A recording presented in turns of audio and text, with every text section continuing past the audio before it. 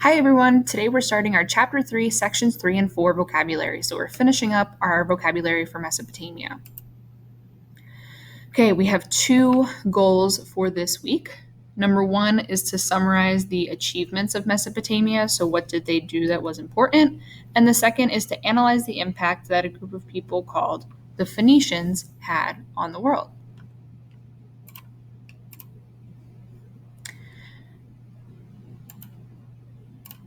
Okay, our first vocabulary word is polytheism. And if we take this word and we kind of cut it in half here between poly and theism, poly means many, and theism has to do with religion or gods. Right? So the people of Mesopotamia believed in many gods. They believed that these gods also had enormous powers, and other polytheistic people include the Egyptians, Greeks, and Indians.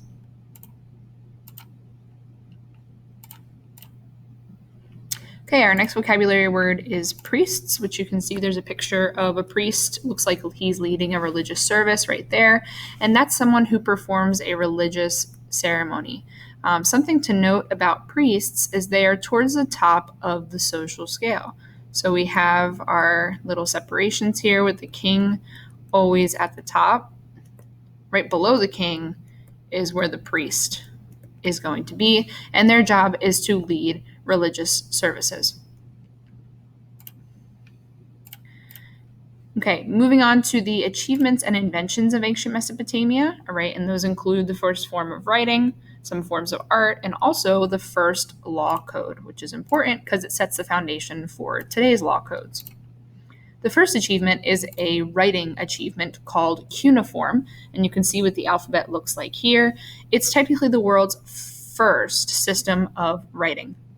Right now, they didn't have pens or paper, so they would have to use clay tablets like this picture that you see here, kind of like a mixture of water and dirt mixed together, and then they would be able to use a stylus to draw on it and put their letters on it. So kind of like a piece of paper, but obviously they didn't have paper at this time, so they're using clay.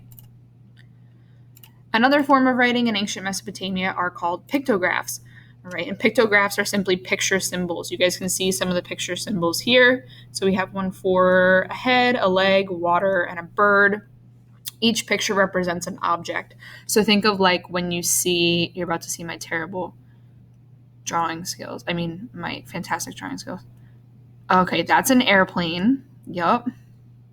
Okay, there's an airplane. So when you see an airplane on a map, usually that means that there's going to be an airport nearby. So think about our map key, how we had symbols for each thing on our map. A pictograph is kind of the same thing. Each symbol tells us what a word means. Okay, when we look at jobs in ancient Mesopotamia, someone who was really important was a scribe. And the job of a scribe was to write things down, like we can see this guy doing here in the picture. One of the important things about being a scribe was it was a really easy way to move up in the social classes. So if we go back to our social hierarchy here, right? Great lines. So if you have the king here, right? And then remember we said we had the priests here earlier. Scribes are going to come somewhere in the middle. So let's say that you're born down here as like a farmer. You may have a chance to move up if you become educated and you can become a scribe and learn how to write things down. A lot of times records were kept for the government or for astronomy or studying things. So scribes had definitely an important job. Okay, another important invention in ancient Mesopotamia is something called an epic. And an epic is kind of similar to a graphic novel, especially ones that talk about like a superhero. So superhero novels or graphic novels, because epics are the long poems that tell the stories of heroes. One of the most famous from ancient Mesopotamia is one called the Epic of Gilgamesh. And you guys are going to go ahead and watch this video over here. The link is in this box right above this video. And go ahead and take a couple minute brain break, watch the video, and then come back. Okay, our next achievement from ancient Mesopotamia is something called architecture. And you can see right here, this would be like a blueprint for a building, which architects might create. And it's the science of building. All right, so you can go to school, you can go to college to be an architect. The reason that we know that Mesopotamians were such good architects is because there are still ruins of leftover ancient Mesopotamian buildings, and we're able to look at those buildings and tell just how good they were at architecture and building. One of the things that they built that was important was something called the ziggurat. All right, and the ziggurat looks like this. It was used mostly for worship, but also to study the stars, so the astronomers.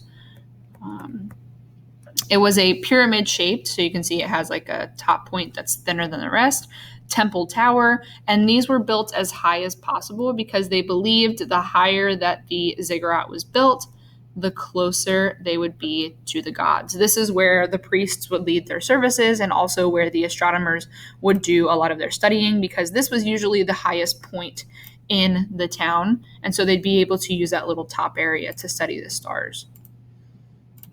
Okay. All right, when we get into a little bit more about power and law, we want to make sure we know what the word monarch means. A monarch is a ruler of a kingdom. One great example is this lady right here, aka Queen Elizabeth, and she's queen of the British Empire. We would call her a monarch. Someone we're going to talk about, and have already talked about, that's a monarch, is going to be King Hammurabi. He rules over the entire kingdom. Something else that Hammurabi created that's important is his code of laws. So his code of laws are a set of 282 laws that deal with every part of daily life. So everything from stealing, from killing, from injuring someone, having a fight, having an argument, right? And this is where that eye for an eye phrase comes from. So the idea was that literally, if you took someone's eye out, they had the right to take yours as well. One thing that was important for Hammurabi's code is it was written down and displayed in the city center, and the purpose of this was so that everybody could see it and would be aware of what they could get in trouble for. Because if you don't know the rules, then you don't know how to follow them. And the last thing here, as Mesopotamia starts to get a bit more popular around the world, we see people start to invade. And one of the tactics that the invaders are using is the use of a chariot, which we can see is right here. Okay, it's a wheeled horse-drawn cart used in battle, and it has a couple of advantages. It allows soldiers to move more quickly across the battlefield, and then while they're sitting here in this area, they could fire an arrow at an enemy while they were in the chariot. So a couple of advantages there as well for using a chariot.